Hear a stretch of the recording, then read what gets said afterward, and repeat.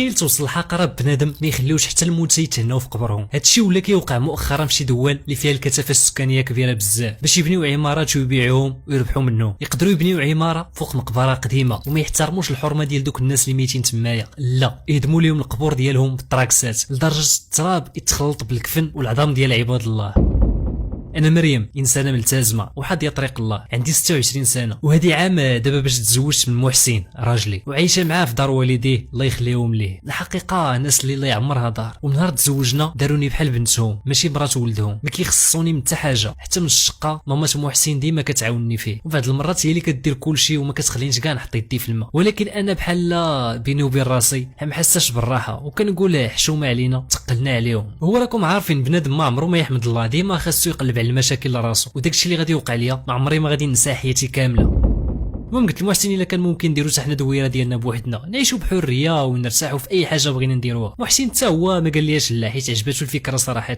قلنا لباباتو وماماتو محسن، ولكن قالوا لنا نتوما يلاه تزوجتوا، زعما مازال ما كملتوا حتى عام كامل، ولكن ما قدروش يخسروا الخاطر لولدهم. كما قلت لكم في الاول والديه الناس اللي الله يعمرها دار وكيتفاهموا اي حاجه. من بعد سيمانه هكذا قال لي محسن لقى واحد العماره اللي فيها شقق مزيانه ومصلوحه مزيان وواسعه من الداخل، والحاجه اللي تخليك تشري وانت مغمض عينيك هي الثمن ديال هاد الشقق هادو، واحد الثمن اللي رخيص بزاف بالنسبه لدار بحال هادي. ولكن واش ما جاتكمش غريبه شي شويه شقه بهاد المواصفات كامله وبثمن رخيص؟ المهم درنا الغدلين نمشيو انا وياه نشوفوا داك الشيء كيفاش داير. فاش وصلنا حنا باقي اصلا ما دخلناش، غنبرا شفنا داك الشيء. قلت لمحسن واش متاكد هذه هي العماره؟ حيت هاد الشيء ديال الناس اللي هاي كلاس، وبداك الثمن اللي قلتي نتايا راه محال تلقى اصلا شي شقه خاويه. غادي يكونوا الناس ضربوا على هاد الشيء وشراو كاع الشقق كاملين اللي كاينين هنايا، ولا كاع غادي يشريو شي واحد دقه وحده باش يعاود يسمسر فيهم. قال لي كوني هانيه اصلا صافي راه زكيت مع السمسار باش يجي يورينا، وراه باقي هادشي خاوي. واقيلا حنا الاولين كاع اللي غادي نسكنوا هنايا. مازال ما كمل هضرتو غادي توقف عندنا واحد الطوموبيل حدانا، نزل منها واحد السيد كان السمسار اللي غادي يورينا الدار. رحب بينا وقلنا تفضلوا نوريكم الشقه ديالكم، وحتى الا ما عجباتكمش راه العماره كامله خاويه، اختاروا اي وحده بغيتو وبنفس الثمن اللي قلت لكم. انا عارفاكم كتسولوا راسكم هادشي ما يمكنش، الثمن رخيص وباقي حتى واحد ما شرا، هادشي ما كيدخلش العقل. ولكن انا كنت فرحانه واخيرا غادي تكون عندي حتى انايا داري. كما كتعرفوا هذا الحلم ديال اي بنت واليوم غادي يتحقق ليا. ما درتش في بالي ودخلنا نشوفوا الشقه ديالنا. ديك الشقه يا سلام ما نعاود لكمش، الفينيسيون واعره، كلشي مصلوح فيها كلشي واعر فيها وواسعه من الداخل. المهم ما فيها حتى شي حاجه تعيب ورائعه بكل ما تحمله الكلمه من معنى.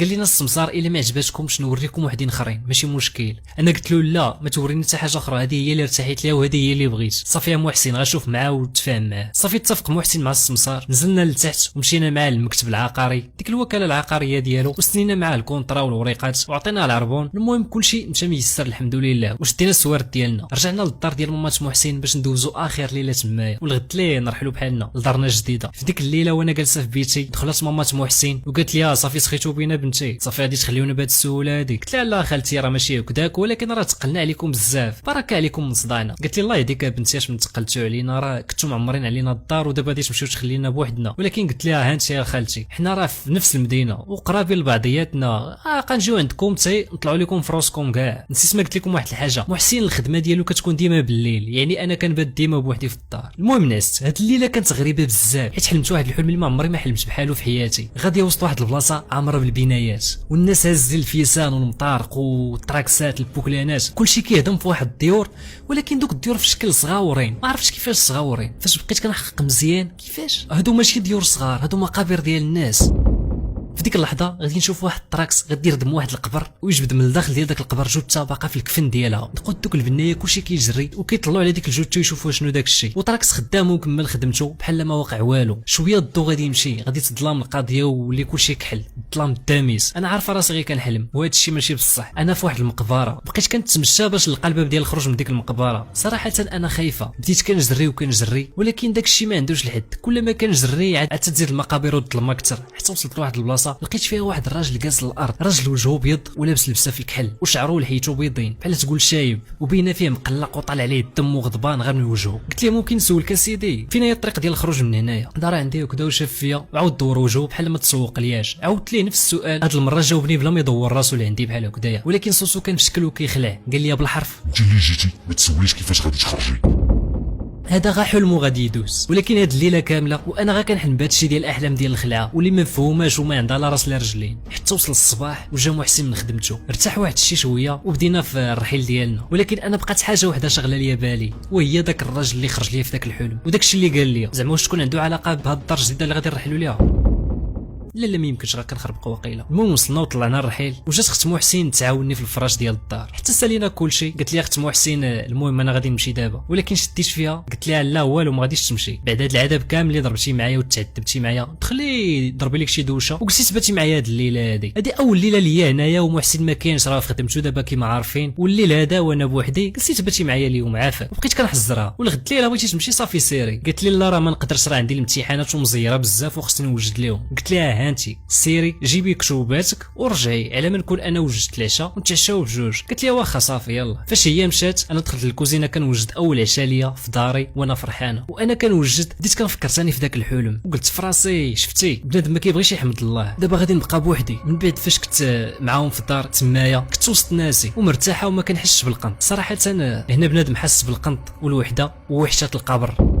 هاد الكلمه ديال وحشه القبر خرجت مني بلا ما نحس. شنو هادشي علاش قلت هاد الكلمه هادي وحشه القبر؟ يا ربي تسترنا. بين العيا ديال الرحيل هو اللي خلاني نخرج بحال هاد الكلمات هادو، وانا كنوجد في العشاء كنفكر في داكشي اللي خرجت من فمي بلا ما نحس. فجاه غادي يبان لي خيال ديال شي حاجه دازت من حدايا في الكوزينه بواحد السرعه اللي كبيره من داك الباب ديال الكوزينه. شنو هادشي؟ لا لا لا لا واقيلا بديت كنخرف. خرجت مني ديك الكلمه بلا ما نحس ديال وحشه القبور. شفت الخيال داز من حدايا، ولكن علاش غادي نكذب على راسي؟ هاد الخيال هذا انا متاكده بالله انني شفته، واحد الحاجه اللي لونها كحل، ولكن اك ماشي فار ولا شي مش. هادشي اللي قلت في راسي. ولكن لا ما يمكنش، راه يلا فرشنا غا دابا. كون كانت شي حاجه كون والقيناها فاش كنا كنفرشوا. باقي ما كملتش هادشي كاع اللي في عقلي. حسيت بنفس الخيال داز هاد المره عاوتاني وشفتو. ما كاينش علاش غادي نكذب على راسي هاد المره هادي. عرفتي فاش كتشوف شي حاجه ولكن عينيك ما شداتهاش كامله، شدات غير طرف من ديك اللبسه الكحله اللي لابس. اول حاجه تفكرتها وطاحت في راسي هي داك الراجل اللي حلمت به، حتى هو كان لابس عبايه في الكحل. اعوذ بالله من الشيطان الرجيم. شنو هاد الصوت هذا عاوتاني؟ واش اول ليله ليا هنايا وهادشي كامل كيوقع داك الخيال وانا باقي كنحاول نقنع راسي بلي هادشي غا كذوب؟ دابا الصوت كاع راك ما غير كنحلم عاوتاني. لا غا حلم هذا. قلت في راسي واقيلا راه غا الجيران هادو راكم عارفين الاصوات في دوك العمارات، جارك غا كيعطس تمايا انت كتسمعو في الصاله ولا بحال هكذايا. المهم كنحاول نطمئن راسي بلي هادشي عادي، حاجه اللي عاديه وغا الصوت ديال الجيران. رجعت نكمل العشاء وقلت صافي يا مريم ما كاينش علاش غادي تخافي، هادو غا الصوت ديال الجيران. غاكوني هانيه وانا كنكمل في العشاء طاحت عليا واحد الفكره في راسي اللي فشلاتني. السمسار قال لنا بان العماره خاويه كامله وانتم الاولين اللي غادي تسكنوا فيها. لحت كلشي من يدي وجريت نشوف داك الصوت منين جاي. درت الدار كامله قنت ما كاينه حتى شي حاجه. الحمد لله 100% غا العيا هو اللي دار لي هذا الشيء. واخا هكذاك حاسه بلا شي حاجه ماشي هي هذيك في الدار هذه. ثمن رخيص، شقه فاخره بزاف وواعره، حتى واحد ما ساكن في هذه العماره هذه. عماره فيها اكثر من 100 شقه وحتى واحد ما ساكن فيها. لا ما يمكنش هذا الشيء. اسئله كدور ليا في راسي، الاف ديال الاسئله ما بغاتش توقف. حتى سمعت الصونيت ديال الدار كيصوني. حليت كانت اخت محسن هذه هي اللي رجعت. الحمد لله. بعد هذه تونسنا هذه الليله هذه حتى الغدا ويحن الله. فوالا كانت هذه البارت الاولى ديال القصه. الا عجبتكم القصه كيف ما العاده ما تنساش واحد لايك وابوني وشي كومونتير كتب فيه اي حاجه بغيتي، ولا انت ولا انت عندك شي قصه وبغيتي تعاود غادي تصيفط ليا في الانستغرام ديالي اللي هو هذا. بطبيعه الحال غادي نعاودوها في لاشين. يلا بيس اند لوف.